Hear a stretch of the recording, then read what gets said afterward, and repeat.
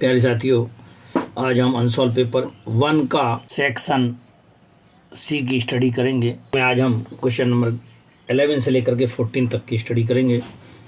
यहाँ question number 11 में evaluate of a limit 0 to 3/2 x cos pi x dx। चूंकि यहाँ पर जो इंटीग्रेशन दिया है वो मोड ऑफ में दिया हुआ है, इसलिए हम इसके बाइफरकेट करेंगे कि कहाँ तक इसकी वैल्यू पॉजिटिव और कहाँ तक नेगेटिव है। हम चेक आउट करते हैं, चूंकि हम जानते हैं वी नो दैट द 0 से अगर 1 के बीच में इसकी लिमिट है तो कब होती है, जबकि इसकी वैल्यू 0 से पाई/2 के बीच में होती है। और अगर पाई/2 से पाई के बीच में हो गई तो इसकी लिमिट कैसे हो जाती है, आपके पास नेगेटिव हो जाती है। ये पॉजिटिव होती है और ये नेगेटिव होती है। Then we count if the 1/2 then the पाई/2 कहलाएगा आपके पास। सो 0 से पाई/2 यदि हम काउंट करते हैं तो हमारे पास वैल्यू कितनी हो जाएगी, पॉजिटिव हो जाएगी। और यदि मैं इसके आगे आपके 1/2 से और 3/2 के बीच में करता हूँ तो ये नेगेटिव हो जाएगी। दैट मीन्स इस इंटरवल में आपके पास वैल्यू पॉजिटिव हो और इसमें नेगेटिव है। सो जब हम ये वाली लिमिट लेंगे तो हमारा ये वाला जो है ना पॉजिटिव होगा, और जब ये लिमिट लेंगे तो हम इसको हम नेगेटिव काउंट करते हैं। Then so you can see that the 0 to 1/2 अगर काउंट किया तो ये पॉजिटिव है, और जब 1/2 से 3/2 काउंट किया तो ये आपके पास नेगेटिव फंक्शंस तैयार हो गया है। अब आप इसको जो है ना इंटीग्रेट करेंगे फर्स्ट और सेकंड से। तो फर्स्ट जो कहते हैं सेकंड का इंटीग्रेट माइनस फर्स्ट का डिफरेंशिएशन, सेकंड का इंटीग्रेट का whole limit, upper limit and lower limit. Similarly next step में भी हम देखते हैं, इस वाले में भी, इसमें भी आपके पास माइनस साइन आउटसाइड है, और फर्स्ट जो कहते हैं और सेकंड का इंटीग्रेशन माइनस फर्स्ट का डिफरेंशिएशन, सेकंड का इंटीग्रेशन का होल लिमिट हो गया। अब इसका भी इंटीग्रेशन करना था चूंकि, सो कितना हो जाएगा, 1 का तो 1 ही रहना है, कोई दिक्कत ही नहीं है। इसके साथ मल्टीप्लाई किया, पाई बाहर आ जाएगा, लेकिन साइन पाई बाई का कितना हो जाता, माइनस का कॉस हो जाता, तो माइनस माइनस प्लस और पाई एक्स, और एक पाई नीचे और आएगा, सो पाई स्क्वायर। सिमिलरली जैसा मैंने यहाँ किया है ऐसे ही यहाँ करेंगे। अब आप upper limit minus lower limit आप रखने का प्रयास करेंगे। So upper limit is the 1/2 in place of a x you put the value of a पाई/2 in place of a all places. So here is the 1/2 and sine पाई/2 and sine पाई/2, cos and pi/2, cos pi/2 and 0, so sin 0 and also the cos 0. Then the cos pi/2 value is the 0 and here is the, ये भी 0 हो जाएगा। अब आपके पास जो value बचा वो कितना बचा है आपके पास, एक तो ये बचा हुआ है, कितना है, साइन पाई/2 की वैल्यू कितनी होती है, 1 होती है, तो ये 1/2 और पाई बन जाएगा आपके पास। 1/2 पाई बनने के बाद आप यहाँ देख पा रहे हैं, यहाँ पे आपके पास ये किसकी वैल्यू, इसकी वैल्यू 1 है, ये 0 हो जाएगा, कॉस पाई की वैल्यू 0, तो ये पूरा 0, ये 0, इसकी वैल्यू कितनी है, 1 है, कॉस 0 की वैल्यू 1 होती है, 1/पाई स्क्वायर के। सिमिलरली हम यहाँ पे भी हम इसको टैली कर लेते हैं। साइन 3 पाई/2 की वैल्यू कितनी होती है, माइनस में, एंड आफ्टर ऑल सिमिलरली यहाँ भी आपके पास कितना हो जाएगा, 1/2 पाई तैयार हो जाएगा ये वाला, क्योंकि इसकी वैल्यू भी 1 होती है। अब जब आप आगे सॉल्व करेंगे तब सॉल्व करते हैं, ये कितना बन जाएगा, 1 और 3 4, 4 और 1 5, सो 5/2 पाई माइनस का 1/पाई स्क्वायर। आफ्टर देन इसमें से कुछ कॉमन निकल रहा है, पाई कॉमन निकालें, कितना बचेगा, 5/2 माइनस का 1/पाई is your complete answer. In question number 12, the find the area of a bounded area. Function is y equals to x square and limit is the x equals to -1 to +1.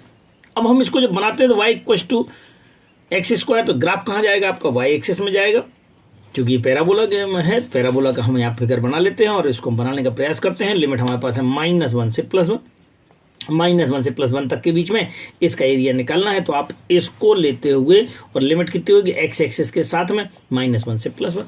सो -1 से +1 की limit का use करते हुए हम इसका integrate कर लेंगे। y dx, y की वैल्यू कितनी मेरे पास, एक्स स्क्वायर है, सो हम यहाँ putting the value of X square.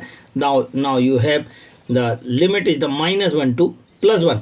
We know that the formula is the -a to a f of x dx is equals to 2 integrate of a 0 to a f of x when f of x is the even, f of x is even है, अगर ये even है, because f x square is the even, so we can write as the this function is the 2 into 0 to limit, so 2 into 0 to 1 x square. Now again you can integrate of x square, so x cube by 3 and upper limit minus lower limit, so using the upper limit and lower limit, You can solve it, that is the 0. So 2 upon 3 is your complete answer. So the area of a shaded region is equal to 2 upon 3 square unit, because that is the area. So answer will be the right compulsory square unit, otherwise you can lose the marks. In question number 12, find the area of a ellipse the x square plus 9y square equals to 36 using the integrations. इसका area निकालना है, तो हम थोड़ा सा solve कर लेते हैं, और इसको सॉल्व करने के बाद देखते हैं कि divide by 36 of each term, then we get the x square upon में 6 square and y square upon में 2 square equals to 1. That means a equals to आपके पास 6 and b equals to 2. That means ये that limit ये कितनी हो जाएगी, 6 इधर और 6 इधर है आपके पास. अब जब 6 इधर है तो हमारे पास जो लिमिट होगी वो होगी 0 to 6, और ऐसे ऐसे 4 पार्ट हैं, तो दैट मीन्स कितना हो जाएगा, हमको 4 का मल्टीप्लाई करना, 4 into integration of 1 part. So 4 into integration of 1 part, that means कितना हो जाएगा, 4 इंटीग्रेशन ऑफ 0 to 6 और y dx के. अब चूंकि y का वैल्यू निकालना है, तो इसको सॉल्व करेंगे.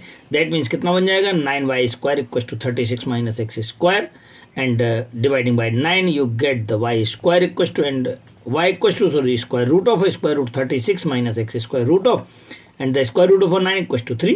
Then after then you can, that value is putting in here. अब जैसे वैल्यू को हम यहाँ पुटिंग करेंगे, then you can calculate. So 36 minus x square root of upon में 3, तो upon में 3 taken the outside, that is the 36 you can write as the 6 square minus x square, using the formula of a square minus x square equals to x upon 2 root of a square x square by 2 and sin inverse x upon a. Then putting the value of a in place of a equals to 6. After then taken the limit is the 0 to 6 and solve it. So upper limit is the 6, in place of a 6 you put here, and also the 6 and 0 minus में, so the also the 0, and in here is also the 0, so sin 0. That multiple of outside the 0, so complete 0, that is the also the 0. Remaining marks is the, and that is the sin 6 to 6 cancel, so sin inverse 1, and sin inverse 1 equals to, ये आपके पास sin inverse 1 हो जाएगा. ये आपके पास 6 square minus x square, ये भी 0, ये 0, ये 0, ये 0, केवल बचा ये वाला हिस्सा. ये 6 स्क्वायर बाई 2, ये 6 स्क्वायर बाई 2 कितना बन जाएगा, 6 6 36 में 2 से डिवाइड किया, 18 को भी 3 से कैंसिल कर दिया, कितना आ जाएगा 6. अब आप यहाँ देखते हैं sin inverse 1. sin inverse 1 किसकी वैल्यू होती है, पाई बाई 2 की, तो 6 4 24 and pi by 4 divide by 2, सो आ जाएगा 12 पाई और square unit is your complete answer. In question number 13, find the Cartesian equations of a line which is the perpendicular to the line of a given and this. ऐसे equations, ऐसी line का equation निकालना जो इस पे और इस पे दोनों पे परपेंडिकुलर हो और इससे पासिंग हो 1 से. So now we take the using to the equation of a line which is passing through the 1 is the x minus 1 upon a and y minus 1 upon b and z minus c upon 1. Z minus 1 upon c equals to 1. It is passing to the 1 and also the 1, but it is the perpendicular of a given of a that equation also. So in from the, it is a perpendicular to the given equation, so you can multiply of a 1 a1 a2 plus b1 b2 plus c1 c2 equals to 0. So that is the 1 plus ka 2b plus ka 4c equals to 0. Equation A, and similarly the 2a plus 3b equals to plus 4c equals to 0. So this type we get the equation of A and B.